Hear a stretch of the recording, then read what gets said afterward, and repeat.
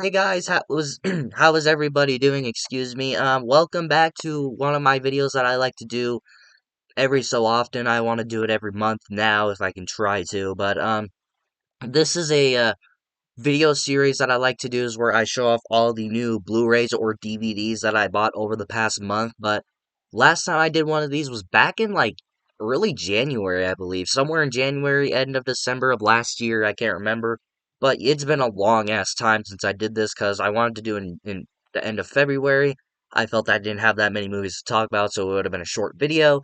And when I felt I had enough, I kept putting off the series. I kept putting it off for a while because things would come up. I had other movie reviews that I wanted to end up doing, so life also kind of got ahead of me from doing this, but I finally found the time to do it, and it feels good doing this again because now I can get all this fucking movies put away now.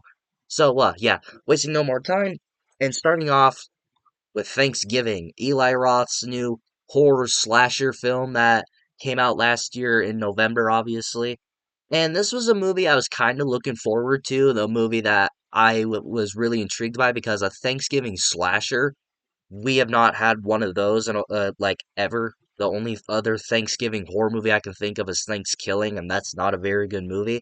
And thankfully, we're going to get a sequel to this because I really enjoyed Thanksgiving. It was a very entertaining movie. It was a very good slasher movie. I thought the look of the killer was awesome. The gore was fantastic. I really loved Thanksgiving. This is a movie I can see myself watching every Thanksgiving now because I liked it so much.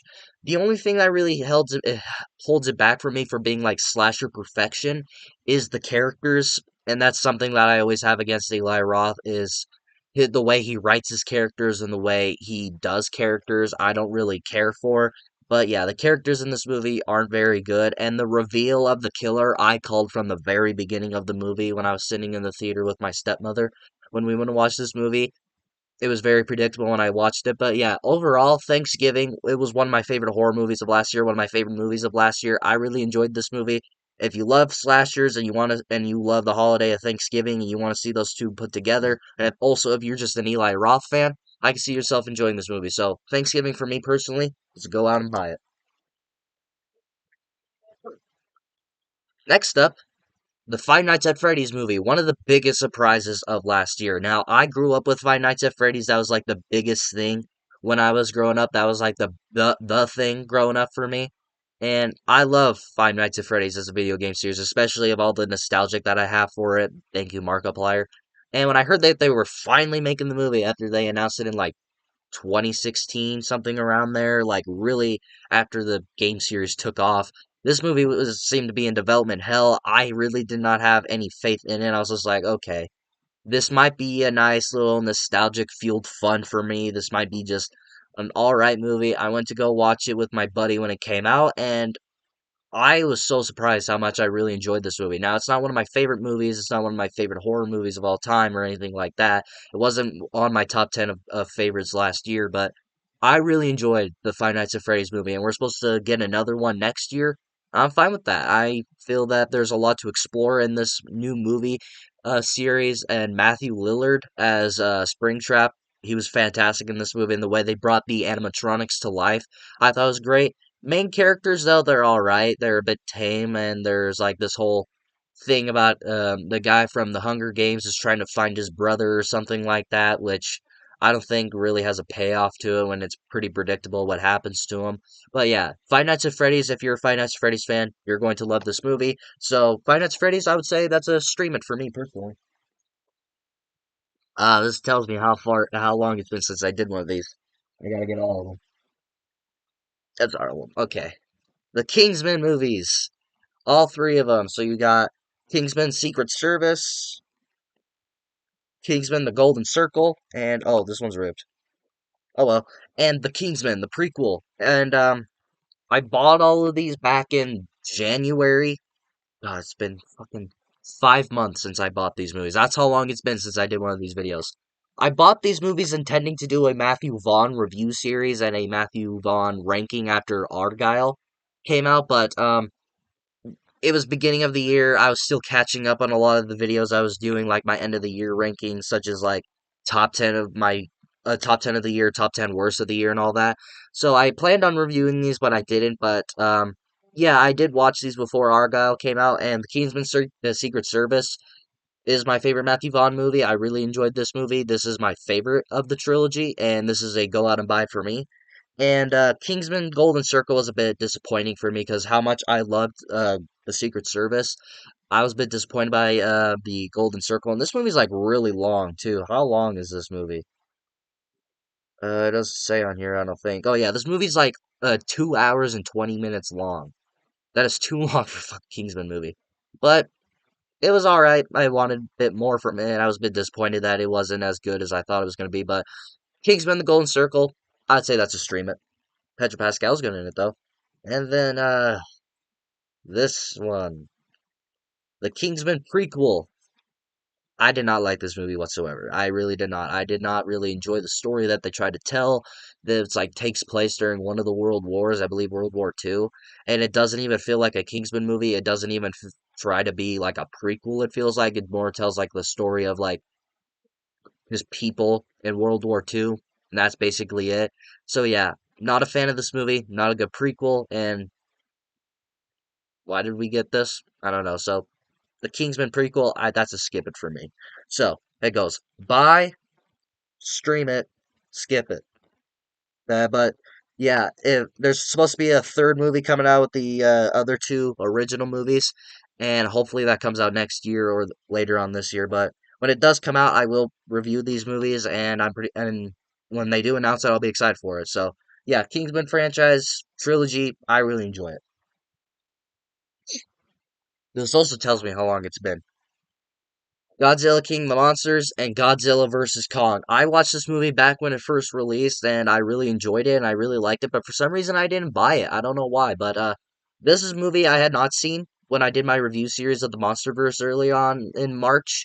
And these two movies I really do enjoy. Godzilla King of the Monsters, I didn't really care for. The characters really killed it for me, and the whole Godzilla stuff I thought was entertaining, but it just wasn't the best. But Godzilla vs. Kong is my favorite of the MonsterVerse so far as of right now, and this is my favorite of the MonsterVerse. I think the showdown between Godzilla and Kong was awesome. It's just a popcorn filled fun, as I like to call these type of movies. So Godzilla vs. Kong, I'd say is a go out and buy it. This one is a stream it, but yeah, it's been this is how long it tells me how long it's been when I have these movies since freaking March, and March was 3 months ago. I'm pretty sure.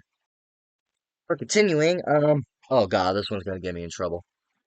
True Lies, the 4K. I rarely ever buy 4K, so this is very rare for me, but I only bought this is because I have never seen this movie. I have never seen True Lies. I love Arnold Schwarzenegger, I love Jamie Lee Curtis, I love James Cameron, and I love action. This has all the favors in the world to be awesome for me, but I just never got around to it. It never got its physical release. It's never been on streaming. I'm pretty sure as well. So this is a pain in the ass to find. But when they finally released this movie, The Abyss and Aliens all on 4K, I knew I had to buy this. I wanted to watch it. And I want to get the controversy out of the way for those who do know. They did come out and say they used AI generation for some shots in this movie, but I have not watched this movie yet. I have not put it on. I haven't found the time, but when I do, I will probably express my thoughts if I do end up reviewing it. But yeah, there's a lot of controversy around that. I don't know anything about it yet because I have not seen the movie personally yet. But yeah, this is a movie I do really want to watch. A lot of good recommendations from um very promising sources. So yeah. True Lies, I can't give you a buy it or stream it or skip it. I can't give you my opinion on it, but this is a movie I bought hoping to watch it, and maybe when Avatar 3 comes out, maybe I'll do a James Cameron review series. We'll see. We'll see what I end up doing. Next up, oh, this is one of my favorites. Young Frankenstein. Yes, Frankenstein. Young Frankenstein is one of my favorite comedies of all time. I fucking love this movie. I'm a huge fan of Mel Brooks, huge fan of Gene Wilder, Willy Wonka and the Chocolate Factory. One of my favorite movies of all time, one of my favorite parody movies. I love parody movies personally. They always crack me up. They're always a good time to watch them make fun of fucking pop culture and movies, kinda. This is just a really fun movie. I really enjoy Young Frankenstein. It's absolute comedy classic. If you have not watched this movie, please do your best in trying to find this movie because this was a pain in the ass to fucking find. But I finally got my hands on it. I fucking love Young Frankenstein. Watch it if you have not, but this is a go out and buy for me all day long. I fucking love it. Oh, this is a movie that came out earlier this year, but still talking about Frankenstein's. Lisa Frankenstein. I almost said Lincoln. Lisa Frankenstein. This is a movie that came out back in February, I believe, this earlier on this year. I had known nothing about this movie. I had known nothing. No trailers, no plot synopsis. I only know two things. One, it stars Catherine Newton, and two, it was directed by Robin Williams' daughter, which I was really surprised to see about. And other than that, I knew nothing. I was just like, oh, Robin Williams' daughter, that sounds interesting. And I went and watched this movie. I was the only one in the theater. That's what tells you the interest levels of this movie. I went and watched it, only one in the theater, and I was pleasantly surprised how much I enjoyed this movie. This is a really fun horror movie, a horror comedy, horror romance, or whatever the fuck you want to call this movie. This movie's weird, but I liked it. And this is apparently written by the same person that made Jennifer's Body, apparently, so that's something. And yeah, this movie was just a lot of fun. So where you get this girl who's played by Catherine Newton and who is basically an outsider, not very popular, is very to herself and shy. And one day, this Frankenstein that she basically visits at his tombstone every day to kind of has a crush on him, but yet he's dead, and she kind of relates to the dead. Yeah, goth chick. And he comes to life, and he comes to her home, and they basically kind of have like a romantic love shit going on, and she kind of comes out of the closet in a way, I guess I could say, to where she becomes this whole new woman because of him. She starts to step outside of her safe zone, basically. This movie's just really weird. I don't really want to spoil the movie anymore for you. I do encourage you to check this movie out because this movie was one of the biggest surprises of this year. But yeah, Lisa Frankenstein, one of the biggest surprises of the year. But definitely not for everybody. But if you are a Tim Burton fan, this is has a lot of Tim Burton material. So if you're a Tim Burton fan, this is a buy it. But as just generic audiences, not just wanting to check it out, just stream it and see what you think. So this is not a movie you recommend to everyone. I'll just say that. Okay. Here's three movies that I need to talk about. Dune, 1984. Is that right? 84? Or am I wrong? I don't know. I'm pretty sure it's 1984. And I also have the other two I'll talk about in a second. Dune, the 84 version of it. I bought this back when Dune Part 2 was coming out to watch it and review it, and I have my review. Hopefully, I'll have a little card up here, hopefully, but who knows. And, not for me. This one, just when I watch this movie, I'm like, oh, this is what Dune is. People are excited about like this type of shit. Like, I don't know if I can get into it. So, Dune, maybe if you're a huge Dune fan, maybe it's for you, but it definitely wasn't for me because now that the more I think about it, I don't really care for it. So, this version is a skip it, honestly. I don't see myself ever rewatching it. And then you got these two movies. Dune Part 1, or it's just Dune, and Dune Part 2. You want to talk about horrible shipping? Where's the dent? Right there. I don't know if you can see that, but horrible dent. Thanks, Amazon. You fucking assholes. But yeah, Dune Part 1 and 2, again, tells you how long it's been, because I bought this back in February, and I just bought this a few weeks ago, and it came out on fucking physical release. So now I have both parts. I love both parts. This is one of my favorite movies of the year, if not my favorite of the year. Actually, that's a lie. It's probably in my top five. And I do prefer Dune Part 1, sue me, but I do really love these two movies. They're great. I think that this is like a pretty good, combined movies. Like, if you were to both watch these two movies in like one day, that's like 6 hours long. So I kind of would recommend if you did that, if you have the time for it. If not, then I wouldn't recommend doing so. But yeah, I love both of these movies. They're both great. I thought they were both beautiful special effects, VFX wise, perfect in my mind, and I cannot wait for Dune Messiah. And yes, I am one of those very few people that will not die on a hill praising Dune Part 2 because I do believe it's a little bit overrated, but I still like it. I gotta fix this pile. One sec. Alright, what's next? Oh, still talk about Timothy Oliphant. Timothy Oliphant? What? Timothy Chalamet. Timothy Oliphant, I don't know why I said that. Wonka, again, tells you how long it's been. Wonka, one of my favorite movies of last year. I absolutely adored this movie. One of the biggest surprises of last year. I really loved Wonka. It was one of my favorite movies of last year. It was such a nice, heartwarming movie. It was just really entertaining as well. And, I didn't really expect to like it as much as I did because how much love I have for the original Gene Wilder one. But this movie really does feel like a predecessor to that original movie, but at the same time, it has enough elements to where it could be in its own type of universe in a way. But yeah, I really love this Timothy Chalamet. He's absolutely great as Willy Wonka. I thought he was great in the movie, and I really loved the story that they told here with Wonka, with him trying to sell chocolate and how he kind of began with it. And the music in this movie is surprisingly good. I didn't expect that either. But yeah, if you loved the original Willy Wonka movie, I guarantee you'll love this movie. And it's a shame because a lot of the kids that I go to school with, a lot of the other kids that I go to school with, they did not like this movie for some reason. I don't know why, because I fucking loved it. Am I on like an island or something? But yeah, Wonka, that's a go out and buy it for me. Oh my god, it's been a while since I did this because now the next movie I'm about to talk about really pisses me off that I didn't do this sooner. Birds of Prey and in the Fantabulous acclamation of One Harley Quinn and stupid long ass fucking title that doesn't make any sense. Yeah, Birds of Prey. I bought this movie back in December when I did my DCEU ranking, and yeah, I bought this for my DCEU ranking. I bought this back in fucking December when Aquaman and the Lost Kingdom came out. When I did my video, I remember it very briefly. I got Zack Snyder's Justice League and the Suicide Squad in the mail, and this one didn't show up yet. And I felt I was waiting too long to do my Blu-ray collection video, so I just went ahead and did it. And the next day after I posted the video, this movie finally showed up on my doorstep, and I was really mad about that. So I had to wait fucking 6 months to do this. But yeah, Birds of Prey.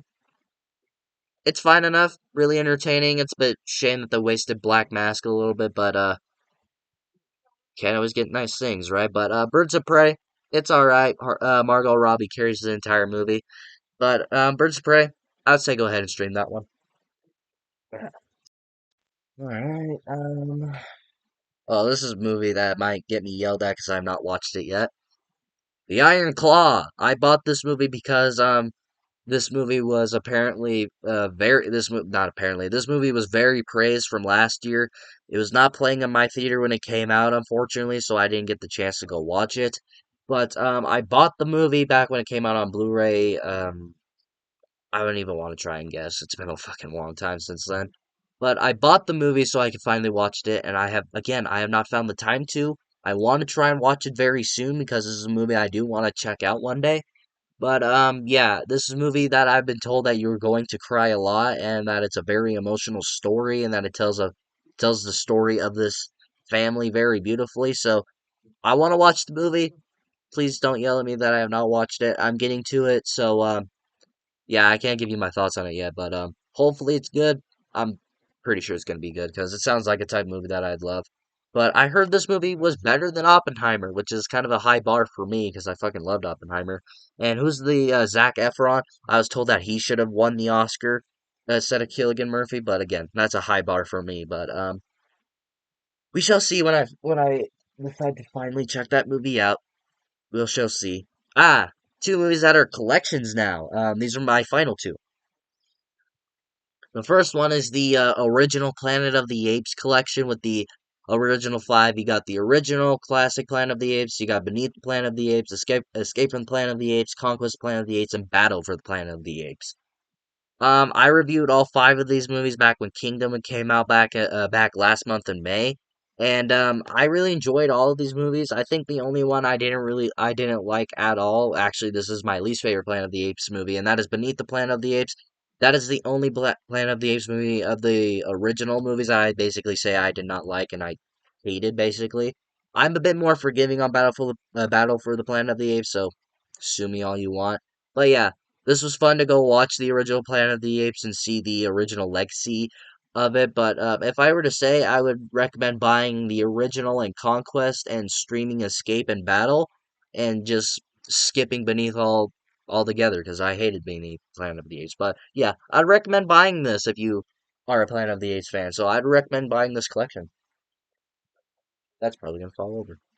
And for the final one, the final of this entire big ass pile, we have finally reached the end with the Mad Max High Octane Collection. I don't know what the fucking other word is, octane or something. I don't know what it is, but the Mad Max collection, it includes the original, the Road Warrior, Beyond Thunderdome, Fury Road on 4K, and Fury Road on a black and chrome version of it. I did not watch that. I only watched the original version of it. But yeah, this was fun to rewatch these movies. It was kind of disappointing a little bit until I got to Fury Road because the first two I heard pretty good things about. The Road Warrior, I was really disappointed by. I was really hoping I'd love that movie, but not really. But Road Warrior is basically the better version of the first movie, as I was hoping it to be. But yeah, other than that, I loved Fury Road. Easily the best Mad Max movie. That is easily the best of this entire collection and this entire franchise. So yeah, I wouldn't completely recommend this entire collection, but it was pretty cheap. But if anything, only just go out and buy Fury Road. Just from my perspective, that's the only one to where I can say I generally loved. The other ones I just thought were okay. I did not like Beyond the Thunderdome. I'll be completely honest. I did not like Beyond the Thunderdome. It's like a Peter Pan like movie. Stay. And that is it. That is the final hurrah. I've been here for I don't fucking know how long. It's been a while, but thank you all so much for watching. Thank you for sitting through this long ass video. It feels like my voice is getting fucking dry. I need some water. I've been talking for so long. But thank you all so much for watching. If you like this video, like it. If you loved it, subscribe, hit the bell notification so you will get notified for all of my latest videos. And of course, until my next video, I'll see you all next time.